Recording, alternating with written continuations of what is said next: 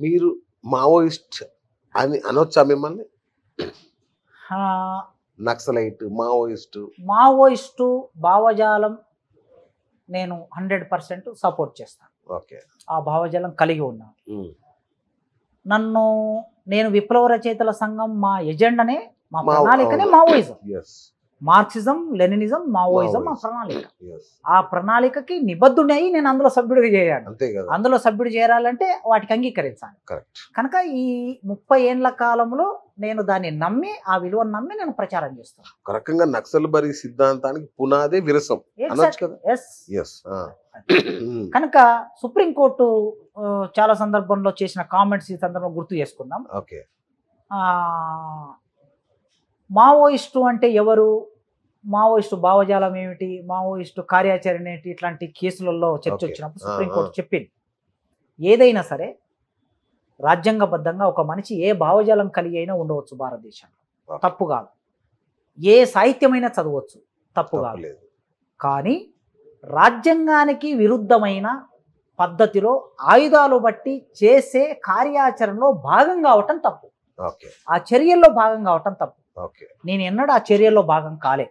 మీరు ఛత్తీస్గఢ్కి వెళ్ళలేదా? ఎన్నడూ ఛత్తీస్గఢ్కి వెళ్ళాలి. ఇప్పుడు మరి అక్కడ- ఛత్తీస్గఢ్కు అంటే తెలంగాణ ఉద్యమ కాలంలో ఛత్తీస్గఢ్ బార్డర్ ప్రాంతంలో మన అవును. గ్రామాలు ఉన్నాయి కదా, ఆ అవును. గ్రామాలన్నింటిలో ఉపన్యాసాలు ఇవ్వడం కోసం వెళ్ళాను నేను.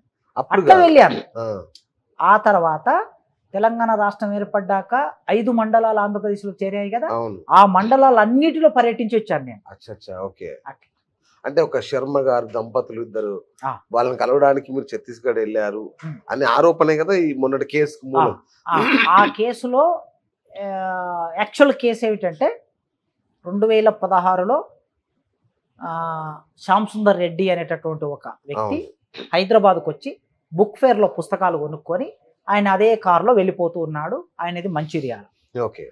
వెళ్ళిపోతూ ఉన్నప్పుడు ఆయన కొనుక్కున్న పుస్తకాలలో నా పుస్తకాలు ఉన్నాయి, వరవరరావు గారి పుస్తకాలు ఉన్నాయి, కోదండరాం పుస్తకాలు ఉన్నాయి, చాలా లిటరేచర్ అంతా కొనుక్కొని పోతున్నాడు. ఓకే. పోతూ ఇక్కడ మన తుర్కపల్లి దగ్గర ములుగు అని చిన్న అవును. విలేజ్ ఉంటుంది. ఆ విలేజ్ దగ్గర ఆయన కారు యాక్సిడెంట్ అయింది. ఓకే. కారు యాక్సిడెంట్ అయ్యి అక్కడ ఒక అమ్మాయి కూడా చనిపోయింది.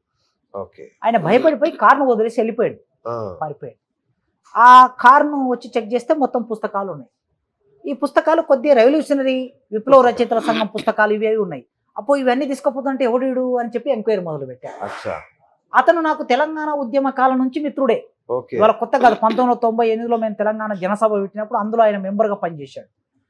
అట్లా చూసి ఎవరినని మొత్తం ఎంక్వైరీ చేశారు. ఎంక్వైరీ చేసి పుస్తకాలు ఉన్నాయంటే ఓ కాసిం పుస్తకాలు వీళ్ళ పేర్లు అన్నీ ఉన్నాయి. రైట్, దీన్ని ఒక కేసుగా ఎట్లా మలచవచ్చు అని చెప్పి ఈయన మావోయిస్టు పార్టీ కొరియరు ఈ శ్యామ్ సుందర్ రెడ్డి ఓకే. కాసిం దగ్గరికి వచ్చి లెటర్లు తీసుకొని పుస్తకాలు తీసుకొని మళ్ళీ మావోయిస్టు పార్టీ దగ్గర తీసుకెళ్తున్నాడు అని చెప్పేసి కేసును తయారు చేసి పెట్టారు. బా. ఇది 2016 జనవరిలో జరిగినటువంటి కేసు. ఆ, అప్పుడే ఇది పేపర్లలో వచ్చింది. ఓకే.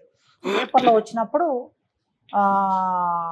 ఆయన అరెస్ట్ చేశారు, నన్ను A2, ఆయన Okay. A1, నేను A2. ఆ, నన్ను కూడా అసలు చేర్చారు, మీకు సంబంధం లేకుండా. సంబంధం లేకుండా చేర్చారు. ఆ, చేర్చిన తర్వాత అప్పుడు నేను యాంటిసిపేటరీ బెయిల్కి వెళ్ళొచ్చు. అవును. కానీ ఈ సెక్షన్లో యాంటిసిపేటరీ బెయిల్ లేదు. యూఏపీఏలో వాళ్ళు వచ్చి అరెస్ట్ చేయాలి, అరెస్ట్ అయినాక బెయిల్ తెచ్చుకోవాల్సింది తప్ప యాంటిసిపేటరీ లేదు. ఓకే. కనుక సరే ఎప్పుడు వస్తారో చూద్దాం అని మనం వెయిట్ చేస్తూ ఉన్నాం. ఆ, అయిపోయింది, ఇదంతా అయిపోయింది. దాంట్లో ఏం రాశారు తెలుసా? FIRలో C Kasim, professor, Osman university అని రాసి కాలం ఉంటుంది. అరెస్టెడ్, నాట్ అరెస్టెడ్ అని ఉంటుంది. A1 Shyam Sundar Reddy arrested, A2 Kasim absconding. Abscond అని రాశారు. ఆ, ఇప్పుడు నాట్ అరెస్టెడ్ అని రాయొచ్చు, అవును. అబ్స్కాండ్ అని రాశారు. అంటే నేను పారిపోయి ఉన్నాను. అవును. నేను రోజు యూనివర్సిటీకి వెళ్తా, మన నిజాం కాలేజీలో పనిచేసిన 2016లో రోజు కాలేజీకి వెళ్తా, ఆ, పాఠాలు చెప్తా. ఆ కేసు అయిన 15 రోజులకే ఒక పెద్ద నేషనల్ సెమినార్ చేసిన నిజాం కాలేజీలో నేను. అచ్చా. ఆ, ఆ పేపర్ కటింగ్స్ అన్ని కూడా ఉన్నాయి.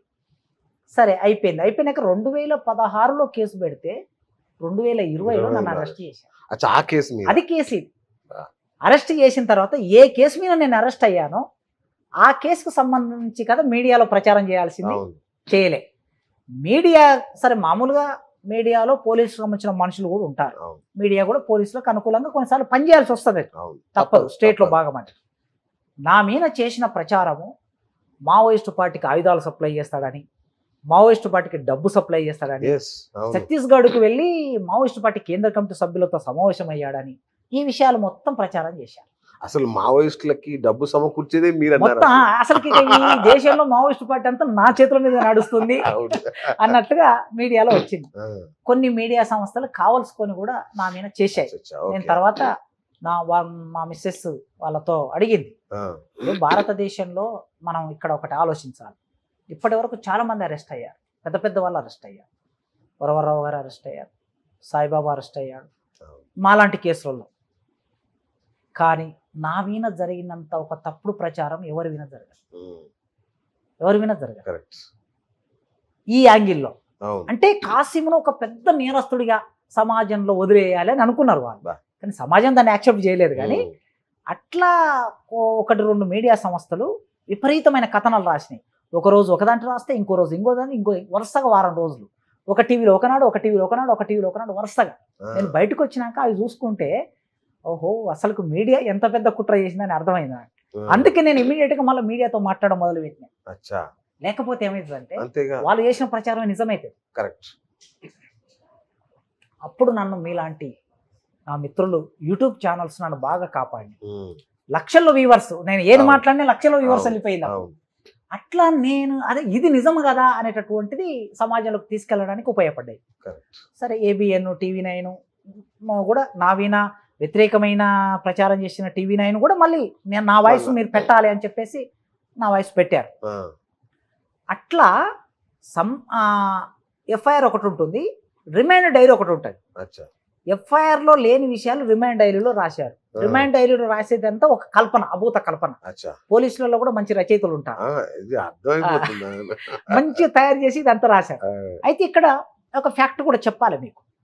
మా మిస్సెస్ వాళ్ళ నాన్న రాజిరెడ్డి, ఓకే. ఆయన మావోయిస్టు పార్టీ కేంద్ర కమిటీలో నాయకుడు. ఓ, ఆ, ఆయన ఇప్పటికీ ఆయన వెళ్ళిపోయి 50 ఏళ్ళు అయింది. బా. 1970లో వెళ్ళిపోయాడు. ఇప్పుడు అంటే 54 ఏళ్ళు అయింది. ఉన్నారా? ఆయనకి ఇప్పటికి ఉన్నారా? ఉన్నాడు. ఆ మధ్యలో ఎన్కౌంటర్ అయ్యాడని పెద్ద న్యూస్ వచ్చి లాస్ట్ ఇయర్ మళ్ళా రాజిరెడ్డి ఎన్కౌంటర్ అని ఓకే. ఒక వారం రోజులు ఒక పెద్ద కథ నడిపించారు. నడిపించారు, అవును. ఓకే, ఒక ఫేక్ వీడియో ఒకటి తయారు చేసి నడిపించారు. అప్పుడు ఓకే, గద్దర్ చనిపోయిన ఒక వారం రోజుల్లోనే అవును. అది వచ్చింది. అవును. సో ఆయన మా మిస్సెస్ ఒక 5-6 సంవత్సరాల వయసు ఉన్నప్పుడు ఆమెను వదిలేసి వెళ్ళిపోయారు వాళ్ళు. వెళ్ళిపోయి ఆయన ఇప్పటి వరకు మళ్ళీ ఆయన ఎట్లుంటాడు అనేది విషయం తెలియదు. 2007లో ఆయన అరెస్ట్ అయ్యాడు. అరెస్ట్ అయినప్పుడు చల్లపల్లి జైల్లో ఉన్నాడు ఒక ఏడాది కాలం. అప్పుడు మేము ములాఖాతు పెట్టి అధికారికంగా వెళ్ళి కలిసాం. అప్పుడు ఆయన చూడటం మేము. ఆ తర్వాత మళ్ళీ ఎప్పుడు చూడాలి. అయితే ఇక్కడ వీళ్ళ నాన్న అంటే కాసిం వాళ్ళ మామ Maoist party central committee member, చాలా పెద్ద లీడర్ కనుక ఈయన మొత్తం లింక్ అంతా కలుపుకొని అర్బన్ కనెక్ట్ Yes. అని పెట్టి ఆ, ఇక ఆ కథనాలు రిమైండ్ డైరీలో రాశారు. Charge sheet, FIR, remind diary. Remind డైరీకి ఎప్పుడు కూడా లెస్టిమసీ ఉండదు, అచ్చా, sanctity ఉండదు దానికి. ఉండదు, sanctity అవును, ఉండదు. ఆ, అయితే ఎఫ్ఐఆర్కు ఉంటుంది, లేకపోతే ఛార్జ్ షీట్కు ఉంటుంది. రిమైండ్ డైరీ అనేది ఉట్టి మధ్యలో ఉండేది. అచ్చా.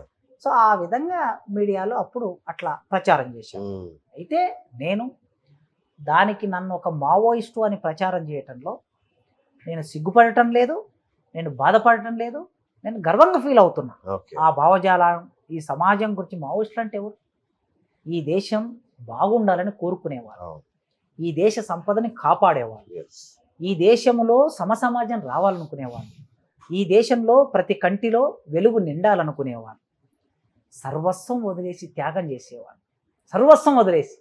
ఎప్పుడైనా త్యాగం చేయగలుగుతాడు రాజకీయ నాయకులు? ఇంతమంది ఇన్ని కోట్లు సంపాదించుకుంటారు, అందులో పోయిన వాళ్ళు ఎంత నాలెడ్జ్ ఉన్నవాళ్ళు, ఎంత నాలెడ్జ్ ఉన్నవాళ్ళు. గణపతి, ఇప్పుడు మల్ల రాజిరెడ్డి గారు, మల్లోజుల కోటేశ్వరరావు గారు, ఎందరో, రామకృష్ణ, వీళ్ళందరూ కూడా ఇంజనీర్లు, డాక్టర్లు అయినటువంటి వాళ్ళు వెళ్ళారు. నిజంగా వాళ్ళు బయట ఉంటే వాళ్ళు ఎంతో కోట్లు సంపాదించుకునే వాళ్ళు కదా. బ్రహ్మాండంగా. కానీ నా తోటి మనిషి బాగుండాలని కదా వాళ్ళు పోయింది, అవును. సమాజం బాగుండాలని. ఏం సంపాదించుకున్నారు వాళ్ళు? అసలు వాళ్ళ రియల్ పేరే చెప్పరు వాళ్ళు పనిచేసే చోట. అవును. మన జయరాజన్న రాశాడు, పేరు కోసం వచ్చి రందున అమ్మ అయ్యా పెట్టిన పేరు చెప్పరు, భూములెన్నో పంచిరి చెంటు భూమి అడగలేదు, పంటలు ఎన్నో పండినా ఒక కంకి మీన వాళ్ళు చెయ్యి వేయలేదు అని రాశాడు. బా. లక్షల ఎకరాల భూములు వంచారు అంతే కదా. నక్సలైట్లు, మనకు తెలుసు. ఆ, కానీ ఎన్నడన్నా ఒక నక్సలైట్ ఓకే. కుటుంబానికి భూమి ఉందా? ఇప్పుడు మా మిస్సెస్సే ఉంది. ఉమ్, వాళ్ళ నాన్న 50 ఏళ్ల కిందట వెళ్ళాడు. బిడ్డని ఏమన్నా చూశాడా, చదివించాడా, డాక్టర్ చదివించాడా, ఇంజనీర్ చదివించాడా, ఏం చదివించాడు? ఆమె అక్కడ ఇక్కడ పని చేసుకుంటూ బంధువుల మేనమామల దగ్గర చిన్నాన్న దగ్గర ఉండి చదువుకుంటూ హైదరాబాద్కి వచ్చి ఇవాళ నన్ను పెళ్లి చేసుకున్నది కనుక లా చదువుకున్నది కనుక ఈ స్థాయిలో ఉన్నాం. అంటే అన్ని కుటుంబాలు అదే పరిస్థితిలో ఉన్నాయి. వాళ్ళు ఎన్నడూ కుటుంబాల గురించి ఆలోచించలేదు, దేశం గురించి ఆలోచించాలి. ఈ దేశాన్ని మన దేశ పాలకులు అమ్మేస్తుంటే డీబీర్స్ కంపెనీకి, జిందాల్ కంపెనీకి, వేదాంత కంపెనీకి, ఎస్ఆర్ కంపెనీకి దండకారణ్యంలో ఉన్న ఖనిజ సంపదను మొత్తం దోచి వాళ్ళ చేతుల్లో పెడుతుంటే ఖనిజ సంపదను కాపాడుతున్నారు వాళ్ళు. కరెక్ట్. అట్లాంటి దేశభక్తులు కదా. మరి అట్లాంటి దేశభక్తుల భావజాలాన్ని నమ్మటంకి ఎందుకు సిగ్గుపడాలి, గర్వపడాలి. అందుకే అంటే మీరు ఎప్పుడు పట్టుకోలేదుగా, పట్టుకున్నారు ఎప్పుడన్నా ఏది గన్ను? అయ్యో నేను అదే చెప్పాను, అదే అడుగుతాను. నేను భావజాల పరంగా మాత్రమే. ఓకే. ఈ రాజ్యాంగం నాకు ఇచ్చిన హక్కు ఉంది కదా, ఫ్రీడమ్ ఆఫ్ ఎక్స్ప్రెషన్ ఆర్టికల్ 19 నుంచి ఆర్టికల్ 22 వరకు ఉంది కదా, సభ పెట్టుకునే హక్కు. దాన్ని వ్యాప్తి చేయడం కూడా చేయొచ్చా? చేయొచ్చు. స్టిల్ నౌ ఇప్పటి వరకు భావజాలాన్ని కూడా నిషేధిస్తున్నామని రేపు కొత్త చట్టం చేస్తే చెప్పలేము. అప్పుడు మనం ఏం చేస్తాం? ఈనాటి వరకు సుప్రీంకోర్టు జడ్జిమెంట్ల ప్రకారము భావజాలం కలిగి ఉండడం తప్పు కాదు, భావజాలం చెప్పడం తప్పు. నేను వెళ్ళి మీరందరూ మావోయిస్టు పార్టీలో చేరండి అని చెబితే తప్పు. నేను బహిరంగంగా మావోయిస్టు పార్టీలో చేరండి, మీరు ఆయుధాలు పట్టండి అని చెబితే తప్పు. ఒక ఉద్యోగిగా, ఒక పౌరుడిగా, బయట ఉన్నవాడిగా, రాజ్యాంగబద్ధంగా నేను ఆ మాట చెప్పకూడదు. నేను ఎన్నడూ ఆ మాట చెప్పలేదు. మావోయిస్టులు కలిగి ఉన్న భావజాలం కరెక్టు అని చెప్తాను. నేను దాన్ని సాహిత్యంలో రాస్తాను, కథగా రాస్తాను, నవలగా రాస్తాను, వ్యాసంగా రాస్తాను, ఉపన్యాసం ఇస్తాను. అది నా కార్యాచరణ. మా విప్లవ రచయితల కార్యాచరణ కూడా అది.